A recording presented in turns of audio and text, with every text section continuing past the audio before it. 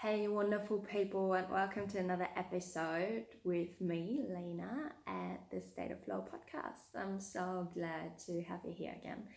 And today is going to be all about 7 keys to a genuine positive mindset. I find perhaps the times right now, not for everyone, they're actually quite lucky times for quite a few people, but also very stressful times for other people. And sometimes it can be hard when the world around us is a little bit changeable and crazy, and you kind of have to take things by the day, or when things are going on in your personal life, to actually maintain or obtain a positive mindset. And so today I want to talk about 7 keys to foster this positive mindset. And as we get started, I just want to make sure we're on the same wavelength. So firstly, when I'm talking about genuinely cultivating a positive mindset, I don't mean to do so by denying the reality and pretending it's all just rainbows, but exactly by the opposite, by dealing with reality and perhaps allowing ourselves to gain a little bit of a different perspective on things. And I find that what we have to do in order to develop or access that different perspective is to surrender. And amazing things can come from surrender itself. It's like, I find that surrender and emotional intelligence and being in touch with yourself and with your emotions and with your intuition is powerful. It's the new strength. And yeah, it's incredibly powerful, and it can really help you to turn your reality around. So I find, you see that a lot in yin yoga, for example, just as an analogy for surrender. Yin yoga is this really passive, slow form of yoga where you hang out in poses for a few minutes at the time. They're all kind of rather passive on the floor or seated, and usually work on deeper regions and yin tissues, those deeper tissues and those littler supporting muscles of our body. Like, say you're going in yin yoga into a hip opener like pigeon pose, you actually find that the more you can, and try that for yourself if you haven't, the more you can surrender into the pose and give in and really allow your physical body to completely turn off and relax, the more of a benefit you're going to reap. Because once you make this space for all those subtle things and energies for body in your body to get to work, like prana, you will actually get amazing results in, like, even the sensations you're getting while surrendering your body with every breath, with every exhale, becoming a bit more passive and melting a little bit more towards the ground, allowing gravity to pull you in as you're in that pose. You really notice with every exhale how you might get different releasing sensations, tingles, heat or cold going through your body. You might feel that emotions are coming up, thoughts. I had people crying after yin yoga classes before. I had the toughest blokes in surf yoga camps where I used to work in Indonesia tell me after a week of doing yoga daily, where they've never done that before, combined with their surf, they were in their 50s, that they had incredible emotional releases and turnarounds and new perspectives, and they felt things they've never felt in their lives before, because they gave themselves the opportunity to actually surrender and become still and passive, and therefore allow those silent whispers of our body and our consciousness and our subconscious to come through. And yes, so surrender is incredibly powerful.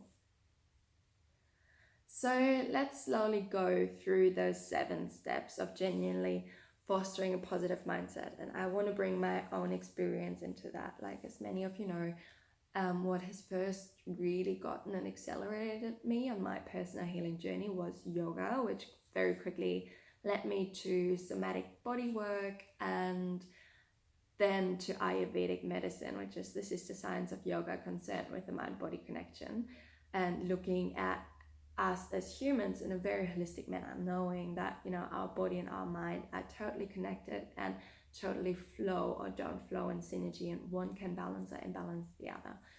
And So fostering a positive mindset, and I started doing that before actually embarking on my yoga journey, which though for me has totally accelerated it,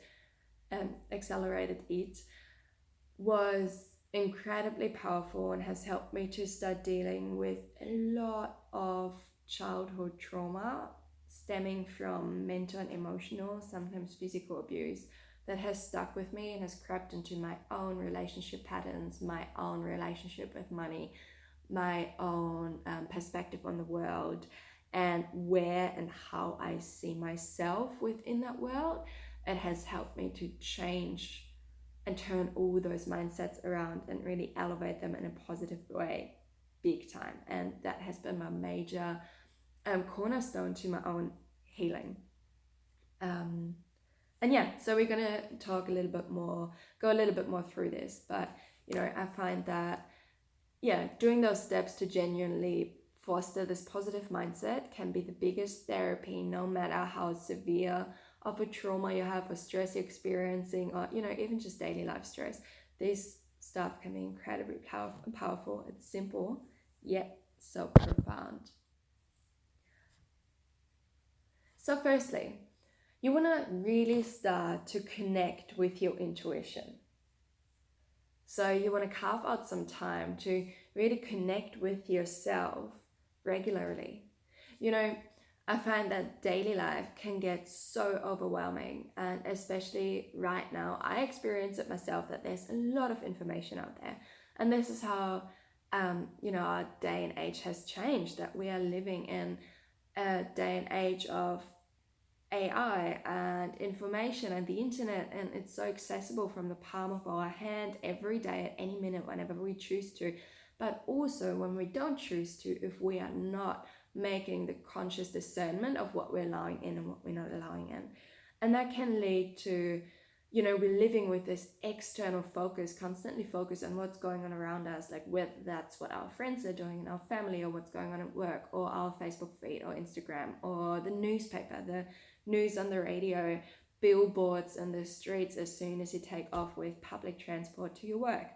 And it's everywhere. Like from the minute we wake up, unless we make an otherwise conscious choice, we are bombarded with what's going on around us. And so energy goes where attention flows, right?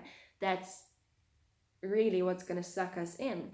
And living with this external focus can be very overwhelming, especially in this very vata prone and fast and vast world we're living in these days. And so this overwhelm can very quickly diminish your self-confidence and your self-trust, and lead to things like self-doubt or fear. And in any kind of way, whether that's maybe for some people it's political right now. There's a lot of controversial themes out there that can very quickly, when you focus on all this information overload, and there's a lot of opposing information on a lot of things out there, and if we let ourselves get sucked up by this, it can lead to so much overwhelm, and it can actually bring us down to a place of scarcity, in the sense of that we feel like we're powerless and we don't know what to do. But it can also be in other daily life scenarios, like stepping out of your comfort zone and taking the next step in your business or in your relationship, or in your house, in how you show up as a person in your private life.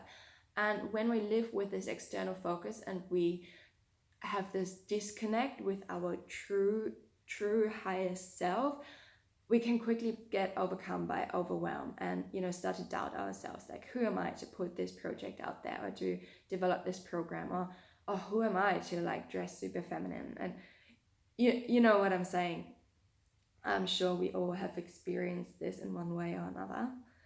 Just had a little fly flying around my mic here. So sorry guys for any sound disturbances, but as always, I'm recording this podcast in one take and keep it as is. There's no cutting out of ums and ahs or little noises. It's from human to human, from my living room to yours. So back to the topic. In order to prevent yourself from any overwhelm, you really want to actively foster this connection with yourself. And that's the key point for all other keys we're going to go through in here. So, when have you last really connected with yourself? really be honest with yourself. When have you last checked in with how are you feeling internally about what's on your mind, despite what everyone else is saying, despite of what you're hearing in the news, despite of what other opinions are, despite of what everyone else is doing for themselves? What are you genuinely feeling inside, regardless of what's going on around you? That's what your intuition is, right? Your intuition is the calling, the instinctive knowing of your highest self. And you can access your highest self by consciously making this connection with yourself again. You know how in Australia, many English speaking countries, you start, even just when you see someone across the road, it's like, hey, how you going? And quite often you don't actually mean this, how you going, but it's still an invitation to open up for more connection and conversation. And still, we're constantly asking this, even if it's just, you know, this little term thing of like, hey, yeah, cool, how you going? Yeah, good, thanks. Hey, how you going? Good, thanks. But when have you genuinely asked yourself, hey, how are you going? Like, how are you actually feeling right now? What's going on inside? You know, it's something that's completely undervalued in our society, and something that's easily being forgotten about because we are so busy, and because we are so extroverted, and because we are keeping up with the Joneses and with this external life. But this is the key to really reconnecting back with yourself. And you want to make this a regular thing. So you really want to start to develop this place of inner anchoring. Inner anchoring is what I call to, you know, everything I just explained, that you have this connection to your highest self, to your inner knowing, to your intuition, and you're reconnecting to this place first every day before you go out, and with healthy concernment, allow the external world to meet you. And you only take what resonates, and don't be faced or overwhelmed by the rest, because you have this place of inner anchoring. This is why I emphasize morning routines so much. It's like the cornerstone of having a healthy, high vibe, and truly vibrant and balanced day. So that's what my last episode was about. If you haven't listened to that, then I'd encourage you to go back. And I think having a morning routine, in whatever way, shape, or form it looks like for you, but something that essentially allows you to connect with your mind, with your heart, with your gut, align those three centers, come to this place of inner anchoring, is key to come from an empowered place and meet the outside world with inner confidence, and then to take the next steps to a empowered and positive mindset.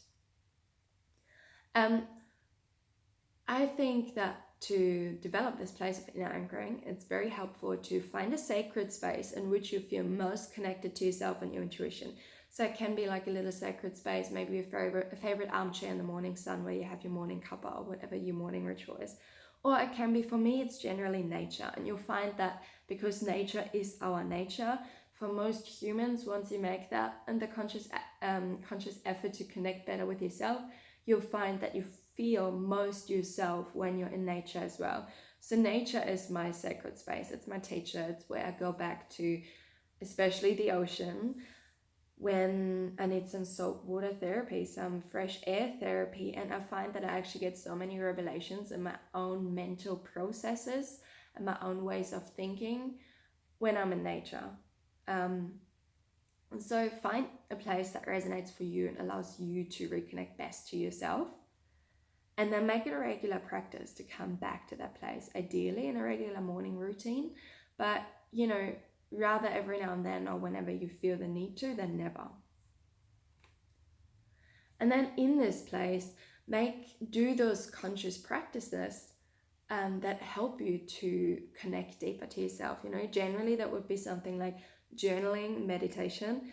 Hands down, I talked about my own healing journey, cornerstone, developing this positive mindset, and journaling, man, big time, has genuinely been my replacement for genuine psychotherapy.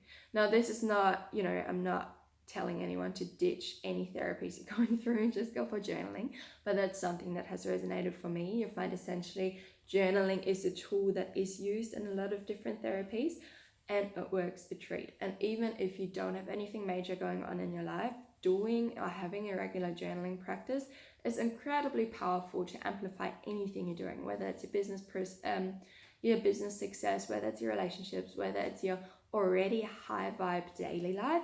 It just helps you to really understand and organize and filter and declutter your thoughts and your emotions and make sure that you're in alignment with yourself. But again, find a practice that resonates with you. Generally, journaling or meditation is amazing, like any other tool that helps you to connect deeper with you. And yes, that all then leads to the second step. Look at the first step of this connecting deeper with yourself as becoming aware, taking note of where you're at, how you're actually feeling, what's actually going on for you, putting awareness into how's the environment affecting you, how are you affecting you. And once you become aware of those things, that's always the initial key step to any change. Then we go to the second step, or the second key. It's not like they're linear. And that is that you want to stop seeing yourself as separate, which will then lead to the next key. But, we tend to so often see ourselves as being just by ourselves, being alone in this world. And, to a point, we are, in the sense of that we need to be self-reliant for our own joy and happiness, because we come here alone and we'll leave here alone, we'll die alone. There's no one else who's responsible for your fate, for your happiness, for your joy, for your success.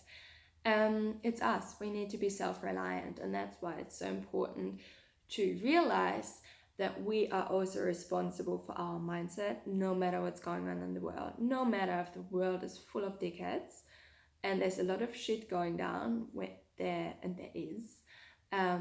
It's our responsibility to still elevate our energy and our mindset in order to make the change, because that will make the change. Change happens from the inside out, and change happens on a personal level that then creates a ripple effect, and will ripple around the whole world eventually if everyone does their own part on themselves, on their own mindset, and we create the ripple effect that way, and we'll eventually create a better world.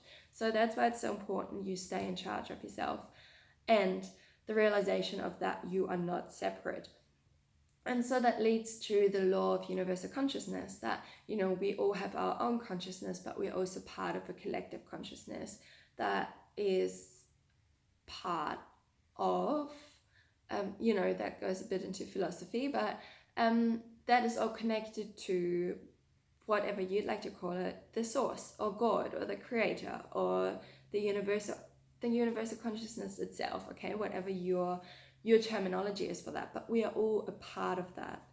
And, in another way, we are our own entity as being individuals, and then we are also part of the bigger entity, which is the human race, which is then part of a bigger entity, which is all the beings on the planet, and which is all part of a bigger entity, which is the whole planet, the whole earth, and then the whole universe itself. And see, so we are all like a molecular part of the whole. We're not separate. And that's a really important thing to realize. And you'll find, talking about all those things is one thing, but actually taking practice and really understanding it, and you understand something through feeling it. And you will start to feel it by going back to key one, which is building this deeper connection with yourself and reconnecting back with yourself in the sacred space, reconnecting with your intuition. And the more you do that, the more you take time for that, the more you will realize that you are not separate, that we are all one. It sounds a little woo-woo and esoteric, but it's absolutely not. If you use quantum physics as your analogy, which, it's not just an analogy, it's what it is. Our whole universe is multidimensional. Quantum physics is, with all its little atoms and stuff, I find it's the best example for how all this works. And once we realize that we're not all separate, it leads to the third key, which is to stop making yourself a victim. And I already kind of dove into that as I started talking about the first few bits. But, if we're not separate of our environment, it means that there's a relationship going on, there's a connection, a relationship in between everything. And therefore, we are also not a victim of what's going on. Like I talked about, we need to be self-reliant for how we make ourselves feel. And that's, that's a sometimes hard to take reality or pill, but that was part of what I experienced as a child as well. Like all the stuff that went on back then, I had to eventually realize, and this was a major key realization that actually helped me to get out of the victim mentality I put myself in, which then brought all those things that traumatized me, just created this this vicious cycle, this domino effect of this trauma. Was then, I actually invited it into my relationships and into other parts of my life, this same level of toxicity. And that was because I saw myself as a victim of it. So then I had this mindset of like, oh, well, males have always been dicks to me. Like they've always, there are no genuine males out there, and I'm the victim of that. There won't be like a good relationship as a fairy tale, so of course I'm not gonna attract it in. And so that leads back to that, what I mentioned. We are quantum physics, we are multidimensional, so we are energetic spiritual beings in a physical world. And energy, think of us as a magnet. We're either magnets, either repel or they attract, positive or negative. You repel something with your energy that you're sending out, or you're attracting something in with the energy you're sending out.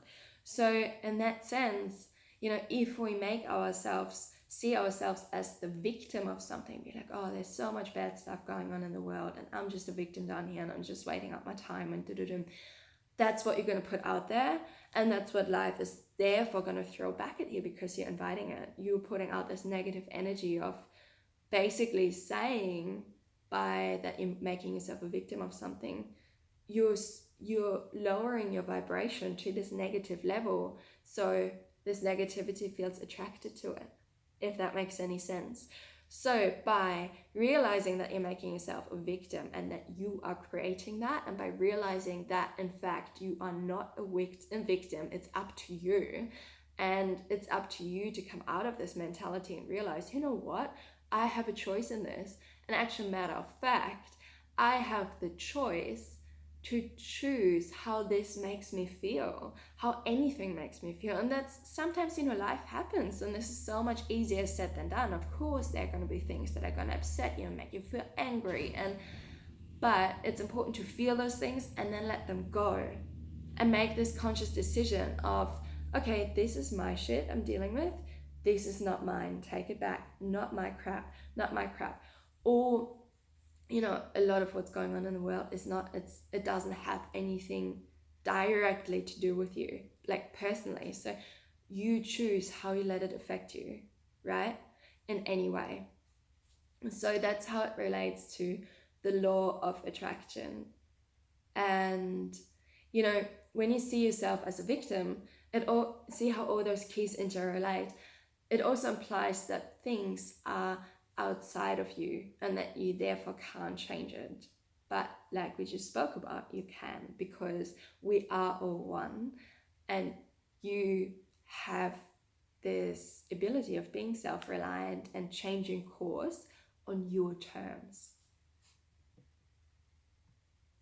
Then the next step is to become an observer of things. And that was a major key for me, and that was something that became really, really powerful and relevant to me when I listened a lot to the works and read of Jim Rohn. Look him up. Incredible business mindset mentor, who was the original mentor, or one of them, of Tony Robbins. And Jim Rohn says to instead of becoming emotionally attached to things, and allow them to, when you're not in this place of inner anchoring, you allow this whole outer world to come in and flush your entire body from the inside and overwhelm you that way and make you feel things that are not actually yours. And so instead of allowing that to happen, have this solid space of inner anchoring through your practice. And that allows you to come into a space of being the detached observer, as opposed to taking things personally and taking them on right now. And to be honest, that's something that has made, that's a process, but that has over time made negative or uncomfortable or overwhelming experiences almost fun for me. Because now I can, sometimes you have a really good run, and that's how it goes, because we're living in a world of duality. There's no positivity without the negative. So you have a really good run, and then some shit hits the fan. But that's how it has to happen, because without darkness there's no light, and without any crap going on we wouldn't grow and we wouldn't appreciate all the beauty we have in life. And so I've really come to this stage of by being the observer of it all, that something is going well, then something really hits the fan. I'm like, oh wow, I didn't expect this to come around right now, but yeah, things have been going pretty well, and one way or another must have sabotaged myself because I didn't pay attention. And self-sabotage is a thing we're going to go into another time, but it's part of this. And I just look at what's happening. I'm like, for me, for example, I went through major visa things over the last years, really, and I never experienced this amount of anxiety in my life as I have with this visa stuff. But at the same time, it had opened up a lot of opportunity for me, because it was nerve-wracking, but instead of it allowing to fully rack my nerves, I sat back and tried to observe the situation as independently and detached as I could. I think, isn't that interesting? I wonder what that's going to bring along. And that's the mindset from which you want to meet difficult situations. I wonder what's going to come out of this, because matter of fact is that everything will come, everything will pass, and then it's gone and something else will come through. Nothing is forever, okay? Our reality is always changing. That's the only thing that's ever constant, that's always there, change. So, you can be sure whatever happens, whether it's positive or negative, it'll pass by, it'll be gone, and it'll have created space for something new. And see, so having this curiosity while you're observing things, isn't that interesting? I wonder what's coming from this. That allows space for growth. Okay, instead of being dragged down by negativity, that allows you to actually learn something and take something from that situation, whatever it is. And that leads to this other key, which I explained by now, which is using positivity and curiosity as constructive action. So being the observer already instills curiosity and therefore positivity in you, because curiosity is positive. Curiosity is a sign of that there's a part of you that's looking for more, that wants to grow, that wants to change, that wants to go with the flow. So now you want to use this positivity and curiosity as constructive action. Like what I explained just then, everything has a silver lining, and that's a lot what Ayurvedic psychology talks about, which is one of, Ayurveda, as you know, is one of my core principles, is the body mind medicine I work with all my one-on-one clients and all my coaching programs. So if you want to dive deeper into, these are general rules, if you want to dive deeper into what's going on for you and really like peeling the layers of the onion to strengthen your mindset with more positivity and resilience, we can do that in closer work. But these ones are general guides, and Ayurvedic psychology knows that there always is a silver lining, no matter what the situation is, no matter how horrendous or traumatic something can be. There's always something for you to gain. And if this gain or this positivity does not come in a direct form of joy or bliss or happiness right away, so if it's not a positive experience, it will come in another form of ultimate gain, and that might be now or later in hindsight, which is learning, a teaching that helps you to evolve. Negative situations lead us to, or are there for us to learn something that we need to work on in our higher self, in our soul journey, to become that better version of us, to constantly evolve and become the highest version of us. So that has to do with the law of karma, as has everything else as well, that things happen for a reason. You know, we often say in our Western analogy, like, oh, I wonder how I deserve this karma, or like it's almost like we look at karma as something that's only negative, that's only attaching itself to you when you've done something negative. But that's not necessarily the case. Like, karma is not negative or positive, it's universal. Karma is basically means that one action, like, you always have to pay your debts in the universe. Nothing is going to go unpaid. And also that that also means that if there's still something for you to learn in this lifetime or in your whole journey as a soul, karma, the law of karma, will make sure that it will come your way and you get what you need. Okay. And that's generally, whether positive or negative, usually what we need is always another cornerstone to our own learning, some teaching that we need to experience and understand for us to level up in our own evolution, right? That's that law of karma that comes into all these points. So another key to developing a positive mindset is the practice of gratitude. And you know, that's something that I've been doing for years. Again, it's been a major cornerstone for my own journey, of course. And I'm a bit of a moonie sometimes, and you know, it can be like you got to do it in a way that resonates with you. But when I'm in nature in my sacred space, I talk out loud, because I think it's similar to journaling. You know, as long as you keep something in your head, only in your head, it will keep circulating and circulating and circulating, and it's not really getting out of there. It's just going to get, like, imagine you have a bundle of what is it called, wool or yarn or something, and it's just kind of moving around in the same space, and eventually you end up with all those knots in the rope and you have to untie it, and it's going to take ages. So it's just going to get more confused instead of resolving itself. So it's the same with your thoughts. If you don't actually get them out and circulate that energy that way, it'll just stay stagnant and, you know, wind itself around itself, and you're just going to end up with all those weird, confused, conflicted, knotty thoughts and things in your head. So speaking things out loud, talking to a friend, talking to yourself, talking to the full moon, I do that.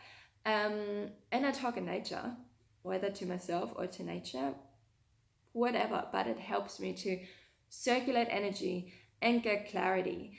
And the more you do that, the more you create space for what actually is and what actually matters, and the more space you create for gratitude.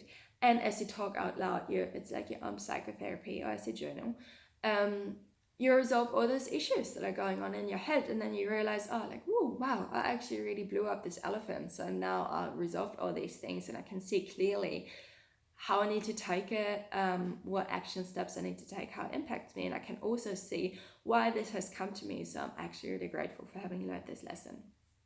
But some more practical things to do as well are, you could every evening write down 3 positive things that have happened that day and why they have happened. And that helps you. That's actually an amazing practice to help you to see yourself as a part of the bigger picture, and how nothing is just coincidence. Like, for example, something really simple. One positive thing that happened for me yesterday was that we both came home, my partner and I, after a long day of work that actually was quite frazzling and full on, but we came home high vibe and really embraced each other with genuine smiles, and had a beautiful rest of our night just laughing.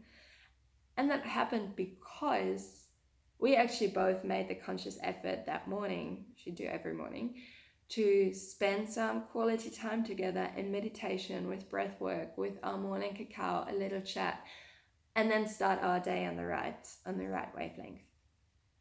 You know, that's my example from yesterday. But it can also be something even way more simple. Like, one positive thing that happened today was that I finally enjoyed my favorite cuppa at my favorite coffee shop sitting down. And people just smiled at me, and that was because I smiled at them, and that was because I took the time out to be with myself and actually made myself feel good, and I attracted those other positive people in, or made their day with a smile. Okay, you can see how that, it's such a beautiful exercise to actually just, make you realize that you are part of this, that you have a choice, that you choose how you feel, that you choose what you put out, and that you can determine your own mindset. And another beautiful exercise is the gratitude practice every evening. That is what my partner and I do as well. And before I've met Andy, I did it by myself. Again, I talked to myself, and literally every night I would go to bed and snuggle myself up already, like once I'm laying down with the lights out and stuff. And I would actually say, thank you so much, universe, for helping me have an amazing day, for that I have incredible friends in my life, for that I get to do the work that I love, for nourishing me every day with amazing, incredible, high vibe, fresh food, and so forth. And I would talk to the universe and go to bed and have an incredibly good night's sleep, because that's the energy I finished off on. And wake up in a good mood too, because I had a good sleep. But so since Andy and I met, we are doing this together. And we're doing this when we have Andy's son with us. We're doing it for dinner. So it's a beautiful thing you can do with your family while you're already doing dinner. So it's not adding something else onto your day. Or we do it otherwise when we both go to bed. And that will be that we ask each other, okay, what are 3 things you're grateful for today? Then what have you done well today? And 1 thing that you are looking forward to. And also doing that at night, again, it's a really beautiful way to amplify or keep your energy high, prepare yourself for a good quality night's sleep, and do it all again the next day. And so then the last key is obviously, like I said, talking about it is one thing, but actually doing it is another, and that you want to change your habits. And so instead, the easiest way is to do that is obviously you need to, in order to have a positive mindset, you need to align your actions in the same way. We talked about awareness. So think about what makes you feel good and what doesn't make you feel good. And so then those things that don't make you feel good, are they necessary, or can you eliminate them? Like an example would be, how do you start your morning? If you start your morning putting on the radio and listening to the news and the newspaper, or scrolling your Facebook feed, and then you feel scattered or anxious or overwhelmed or angry or frustrated or irritated for the rest of the day, you very likely know where it's coming from. So maybe you shouldn't do that thing first thing in the morning, right? We all know what's good and what's bad for us when we tune into where we're really at and really connect with ourselves. Then obviously there will be some things we don't really enjoy too much, but that are necessary. Maybe that's the job for some people, unfortunately. Maybe that's other things, other chores, doing your bookwork, or, even knowing what is going on in the world. That's a constant limbo for me at the moment, that I like to be informed, that I like to go down rabbit holes. That's the pitta in me. But I also need to keep my energy high, my vibration high, because otherwise I'm just as negative as all the negativity out there, and I'm not actually helping myself nor anyone else. So if there are those things that don't actually make you feel good, but you need to do them, how can you schedule them best? And that's where Ayurveda comes in. With Ayurveda wants to prepare, do the thing, and then recover from the thing. So for example, if say there's some part of your work you need to do that really doesn't lit you up, but it needs to get done in order to pay the bills, in order to do the things you love. So you're best off doing that after you've prepared for